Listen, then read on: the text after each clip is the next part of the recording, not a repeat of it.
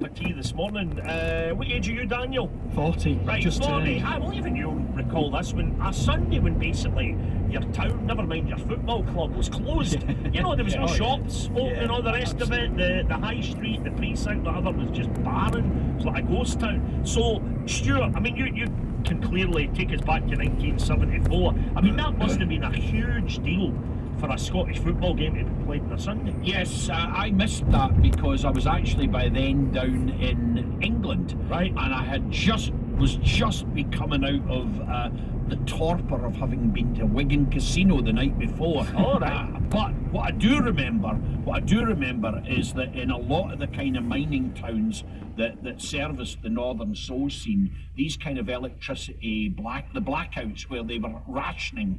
And was it 2-3 day week almost? So it'd become almost like a different era. It was really like a different era. And you would got no public lights. They wouldn't light the streets or anything like that. Yeah. And you would walk through some dark places like the old satanic mills of the north of England.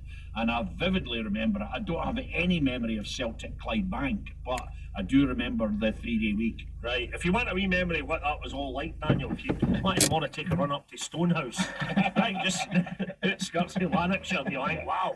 But listen, Sunday football, what's your take on it, Daniel? You can watch a game 7 days a week now, can't you? I was Yeah. wondering recently if I could go a year and watch a game every day. Not a very popular family choice, Yeah. but it's probably just about doable if, Yeah. if you go around the world.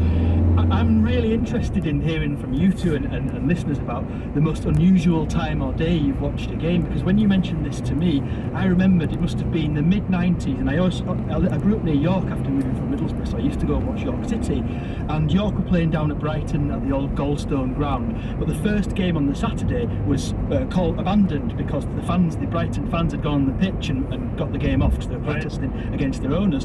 So the replayed game was played at 10:30 on a Thursday morning. We had to get a bus down and set off at 4 a.m. or possibly even earlier from York, and York had to win to stay up actually, so it meant a lot, the game as well. I think Brighton could have won and stayed up equally, so just a surreal. I remember my mum let me miss an exam for it, in fact, which was a tremendous bit of parenting. Wow. It was only the SATs, they didn't even mean anything. Yeah, I guess given our mutual status, Tam,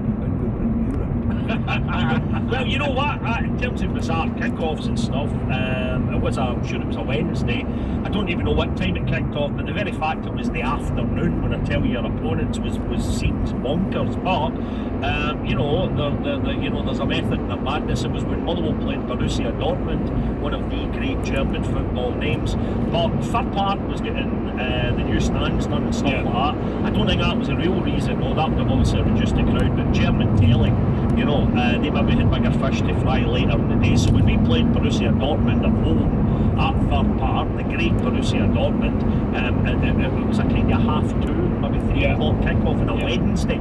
Utterly bonkers. Then you had another one, but Daniel's talking about 10:30. I've told you this before when I basically dogged school. Stayed off school, skipped school, played truant, whatever your expression would be, Daniel. And it was for the Scotland playoff game with Australia. But I basically slept in. So I stayed off school to think I was going to watch this. It had been on the telly at 11 a.m. maybe. And again, back in the days, no, it's like that school, you can easily sleep right through to 3 in the afternoon, easy peasy.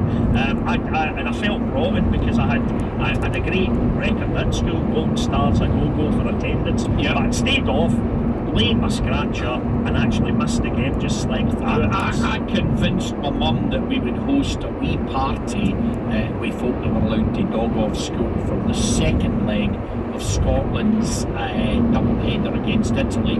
The context here was that we'd beaten Italy 1-0 at Hampden. John Gregg had scored, just the scores on the telly. And you remember, there was a time when you didn't know the score? And you watched the telly and Has there ever been a time when you wish you didn't know the score? Lots of them, just very recently, Listen, the other thing there, if you start back with the Sundays then, right, so we're getting back 48 years to 1974, so the Sunday game was about, wow, imagine football on a Sunday. Now I'm guessing back then that we still had the Wednesday for internationals.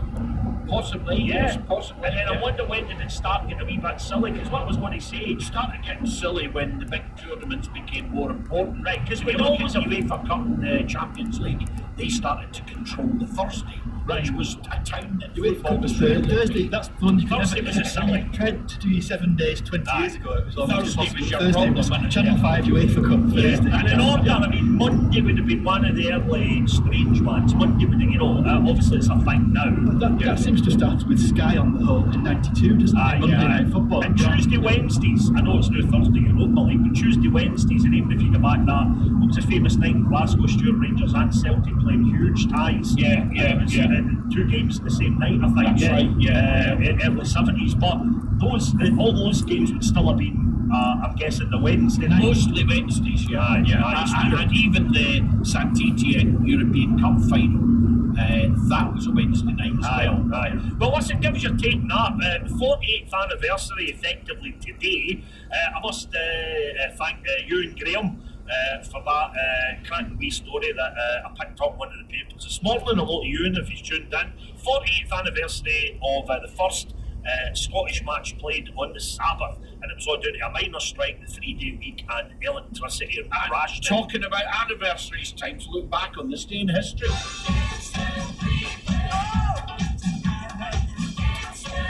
We look back at this day in history, and I'm very taken by this day in 909, in which the Bulgarian saint John of Relia performed the miracle of the 2 pies.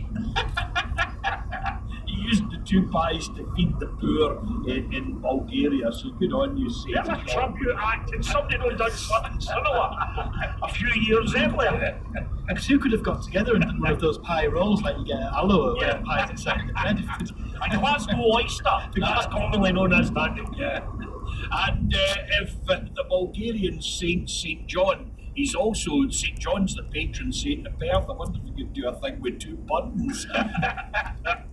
Anyway, we move on. 1894, G.W. Bunbury of Dublin set the shorthand record of how many words in 10 minutes? 250 words per minute for 10 minutes. So he was doing 250 for a full 10 minutes. Remarkable. 1943, Duke Ellington plays Carnegie Hall in New York for the first time. In 1977, the mini-series Roots premiered in America. The A-Team premiered on NBC on this day in 1983. On the same day, tennis great Bjorn Borg announced his retirement at the age of only 26.